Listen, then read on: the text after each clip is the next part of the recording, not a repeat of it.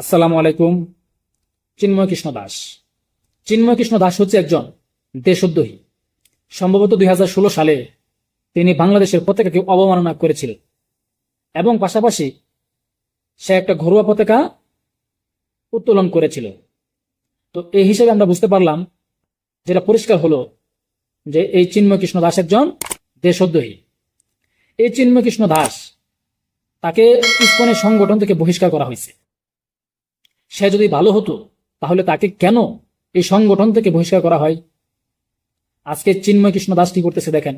সারা বাংলাদেশে যত সনাতন ধর্মীয় অবলম্বনী আছে তাদের সবাইকে অ্যাক্টিভ করে সে প্রমাণ করতে চাচ্ছে যে ডক্টর ইউনূস সাহেব এই ইসকনের উপর, সনাতন ধর্মীয়দের উপর ধর্মীয় অনুসারে অন্যায়, অত্যাচার, নির্যাতন করতেছে। কিন্তু না, ডক্টর ইউনূস সাহেব, বর্তমান সরকার, তিনি এই চিন্ময় কৃষ্ণ দাসকে অ্যারেস্ট করছে একজন দেশদ্রোহী হিসাবে। সে একজন দেশদ্রোহী।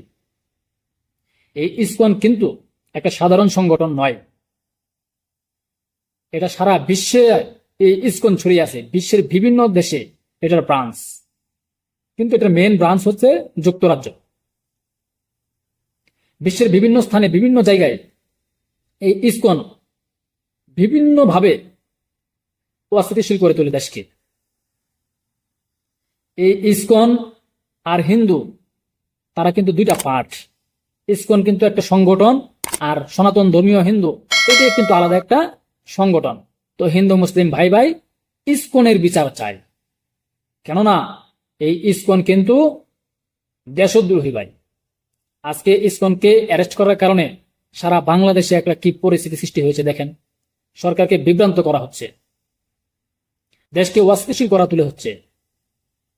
আজকে এদিক দিয়ে রিক্সাওয়ালারা আন্দোলন করতেছে, ওই দিক দিয়ে ছাত্ররা আন্দোলন করতেছে, এখন আবার নতুন আন্দোলন যুক্ত হইল কি ইসকনের।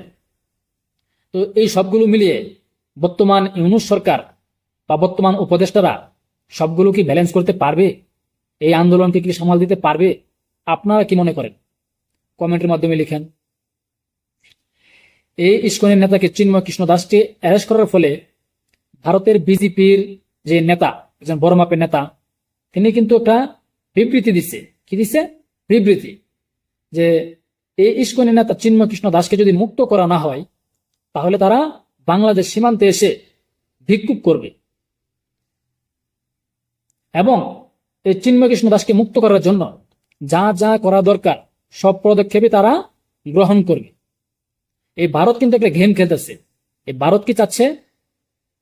এই যে আজকে ইসকনের উপর, মানে ইসকনকে যে গ্রেপ্তার করা হয়েছে, ওরা প্রকাশ করেছে ইসকনের উপর নির্যাতন করা হচ্ছে, হিন্দু সম্প্রদায়ের উপর নির্যাতন করা হচ্ছে, তারা সংখ্যালঘু, তাদেরকে নির্যাতন করছে। এই বিষয়টাকে ভারতীয় গণমাধ্যম প্রকাশ করবে যুক্তরাজ্যে, কেন যুক্তরাজ্য থেকে বাংলাদেশের উপর একটা বড় ধরনের ধাক্কা আসে। এটা হচ্ছে ভারতের মাস্টার প্ল্যান। এবং ভারত ডক্টর ইউনূস সরকারকে মৌলবাদী সরকার বলতেছে। ডক্টর ইউনূস সরকার, মানে ডক্টর ইউনূস সাহেব, তিনি কোনোদিন উমরা করছে কিনা, হজ করছে কিনা আমি জানি না, মুখে দাড়ি নাই, নামাজ পড়ে কিনা তাও আমি জানি না, কিন্তু তাও তাকে মৌলবাদী হিসেবে প্রমাণ করতেছে। কেন প্রমাণ করতেছে?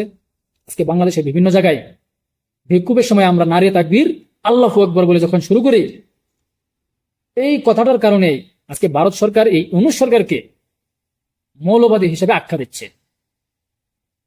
তো এই যে দেশের মধ্যে এরকম একটা বিশৃঙ্খলা সৃষ্টি হচ্ছে চারদিক থেকে, তো এটা কি সমন্বয়করা কি ব্যালেন্স করতে পারবে? এই যে ইসকনের নেতা, সে করতেছে কি বিভিন্নভাবে বিভিন্ন জায়গায় হিন্দু সম্প্রদায়কে অ্যাক্টিভ করে দেশকে অস্থিতিশীল করে তুলতেছে, এই সরকারকে বিভ্রান্ত করছে। তো এই ইসকন যে দেশদ্রোহী, আমি সরকারের কাছে একটাই আবেদন করছি, এই ইসকন দেশদ্রোহীকে সঠিক বিচার করা হোক। যত চাপিয়ে আসুক না কেন, আমরা সেটাকে ব্যালেন্স করবো ইনশাল্লাহ। এটাই আপনার প্রতি আমার আহ্বান। এই ইসকন বাংলাদেশে বিভিন্নভাবে, আজকে যদি রেহাই পায় আর কি, বিভিন্নভাবে তারা অপকর্ম চালাবে।